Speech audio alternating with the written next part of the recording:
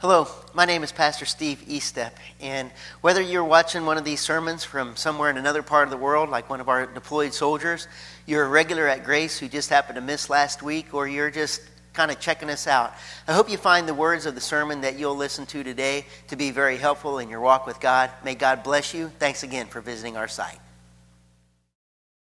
In the movie, The Mask of Zorro, anybody seen that one? Don Diego de la Vega. Isn't that a great name? That's his made-up name. It's actually Anthony Hopkins who plays the part, but he plays the part of Don Diego de la Vega, he is the original Zorro, the hero of the people who fights for the Mexicans in their quest for independence from the Spanish army. And so Zorro runs around with that mask on his, the black mask, and they're riding the black horse with the cape behind him. And I know some of y'all used to do that when you were kids. I mean, can't you see Mike down here with the Superman cape and jumping out the window? And well, he's fighting for the independence of the Mexican people, and they love him. They adore him. They revere him. The commoners in Mexico and in what they call at that time Las California. They just think that Zorro is the best thing ever. But he's got an enemy. And that enemy is represented in a guy named Montero, who is kind of like evil personified. He is a Don, a governor of this in the Spaniard people, and he's just a bad guy. Somehow he gets word of the identity of Zorro.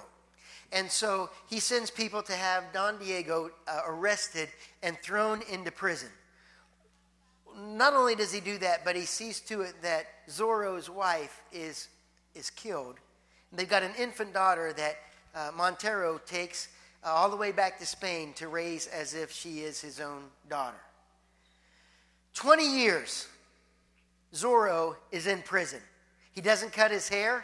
He doesn't trim his beard. So at this point, he looks like a wild man. I mean, just like a guy you'd be like, I don't want to go near that guy. He's crazy.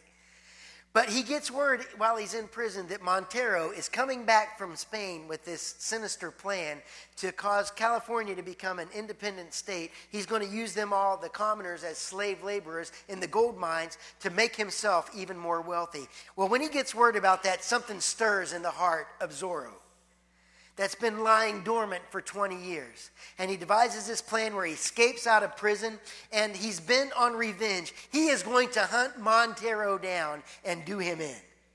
Now, shortly after he escapes, he comes in contact with a guy who's in his probably mid to late 20s, whose name is Alejandro. He is a thief. And as a young boy, he and his brother idolized Zorro. They wanted to be just like Zorro. In fact, in one of his final kind of escapades before he was arrested, Alejandro and his brother actually assisted Zorro. Fast forward 20 years, they haven't gone a good way, they've gone a bad way, and in the process, Alejandro's brother gets shot by a guy in the army who ends up being Montero's right-hand man, Captain Love. So both of these guys are bent on revenge, and their level of motivation is pretty high. As fate would have it, Alejandro and Don Diego de la Vega cross paths, and a connection is made. And the elder Zorro decides, I'm going to invest in this young man, and I'm going to give him all the training and all the skills that he needs to become the next generation kind of Zorro. So they go out to this remote place, and they're doing all this training, and he's highly motivated because he's driven by revenge and anger that he's going to find Captain Love, and he's going to give him what he has coming. So they're out there for a long time, but a few weeks in, he's starting to get pretty good. And his body is showing the marks of having been chiseled by a lot of hard work and training. And Alejandro is ready to go. He's like, turn me loose. I want to go hunt him down right now and take care of business. And Diego looks at him and says, you're not ready. Now, it's not that you don't have the drive and the passion, the intensity, the desire. It's all there. It's not even the fact that you don't have skills. You've got more skills now than you've ever had. But you're just not ready. There's a letter in the New Testament. Oh, there's a lot of them, but in 1 Timothy, the Apostle Paul is writing young Timothy, who's given charge. His role is to become the leader of the church in Ephesus. And he's trying to figure out what all that's supposed to look like. And so Paul writes him a letter, the elder to the younger, saying, here's some words that will help you along as you're trying to find your way. In chapter 3, he gives him a list of qualifications of those that should be considered for leadership in the church. So pull that up. 1 Timothy chapter 3, this is verses 1 through 7. Here's a trustworthy saying. Whoever aspires to be an overseer desires a noble task. Now the overseer is to be above reproach, faithful to his wife, temperate, self-controlled, respectable, hospitable, able to teach, not given to drunkenness, not violent but gentle, not quarrelsome, not a lover of money. He must manage his own family well and see that his children obey him. He must do so in a manner worthy of full respect. If anyone doesn't know how to manage their own family, how can they take care of God's church?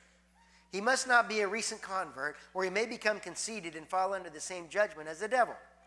He must also have a good reputation with outsiders so that he will not fall into disgrace and into the devil's trap. So here's what's going on. It very well could be that there were young leaders who had all the potential in the world. They exhibited everything in that list.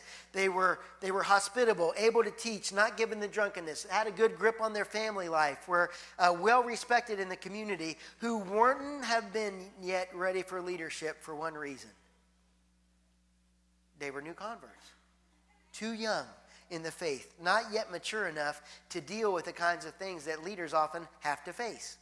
So it very well could have been the case that Timothy had his eye on some people that were being raised up and trained to become leaders, but they weren't quite ready yet. I do want you to know that all the folks that prayed at the altar here a little bit ago, and those who did so in the previous services, who are our leaders for the next year, meet every one of the requirements in 1 Timothy 3, 1 through 7. We got a great group of leaders at Grace. Yeah, we do. Absolutely. My daughter, Brooke, you paying attention? She's 15. Beautiful girl. And those of you who have or have had 15-year-olds know that there's a question that she's been asking, and it's about a subject that starts with a D, but it's not dating. You got it. It's about driving. Dad, can I drive? And every time she's asked that question so far, I have said no. Now, that's not because I don't have confidence in Brooke. See, I think she's going to be a great driver. I think so because she's a little nervous about the whole thing. The ones I worry about are like, give me my license, turn me loose. That's the ones you're like, oh, you better let everybody know when they go outside. I think she's going to be an awesome driver. The problem to this point is she hasn't taken her permit test yet. And I don't want to get out there on the road, have something happen, and then me get in jail because I let an unlicensed driver behind the wheel of my car. So it's all about self-preservation. Eventually, she's going to drive. She's just not ready yet. One more. How many of you on Memorial Day went to see Nashville Sounds play baseball? We had some people in first service that had done that. Anybody? Nobody. I guess they're having a good season. You ought to go watch them play. Plus, they got the whole stadium redone a couple years ago. Pretty nice. Nashville Sounds are a Double-A team. And since 2005, they've been affiliated with the Milwaukee Brewers. Now, previous to that, they went through like 6 other teams at different times. But right now, Milwaukee Brewers.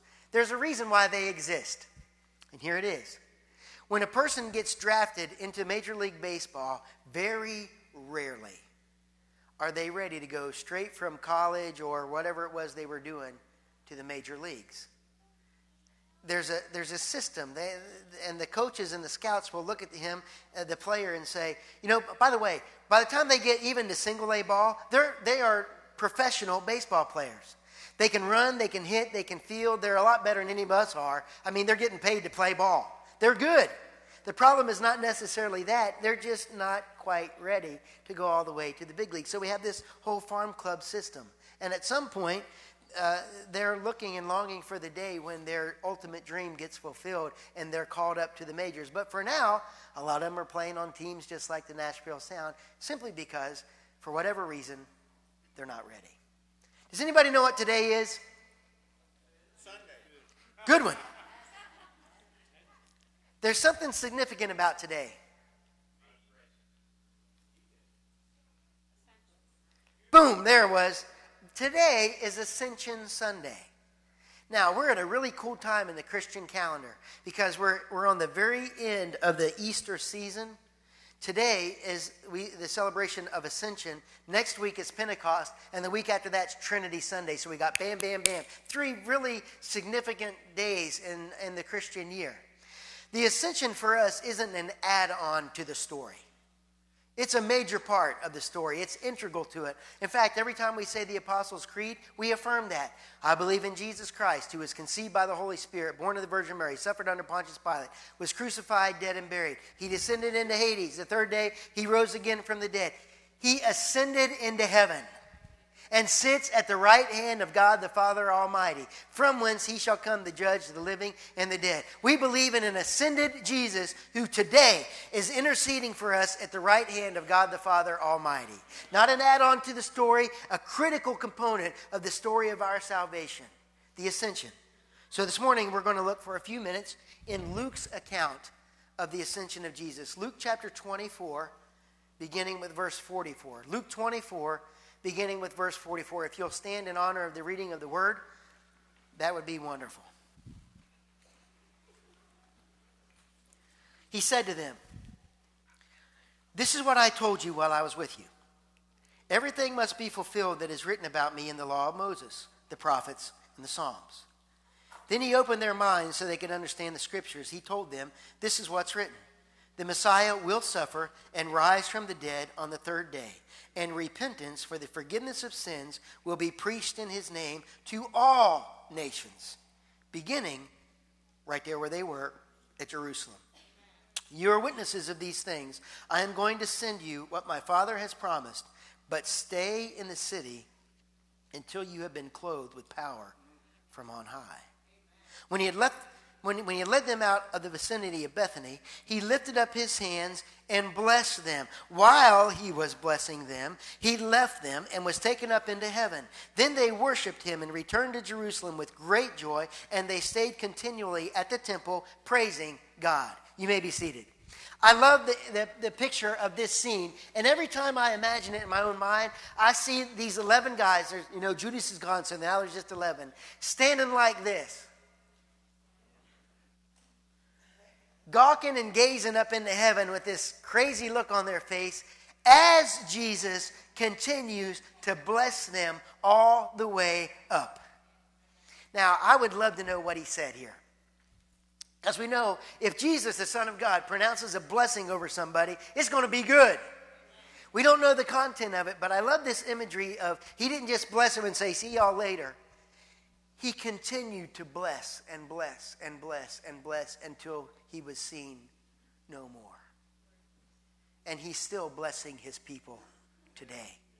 I'm reminded that there is within every single one of us this power of the tongue to either bless or curse, to lift up or to tear down, to speak life into or to steal life away from. And I want you for just a second to kind of play back in your mind your own life and your conversations in the last week or so. Were people better off after having encountered you?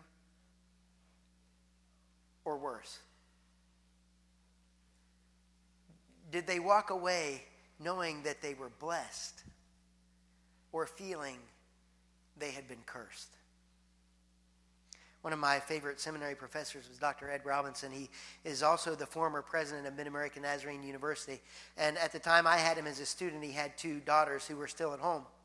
And every time they left the house, he would put his hands on their head and bless them. In fact, he told a story about one time one of them had was going out on a date and was going to the front door and stopped and turned around and went back and said, "Dad, bless me." He put his hands on her head and sent her out. "Mom and Dad, do you know that you have an incredible opportunity to speak life-giving, blessing words into the lives of your kids?"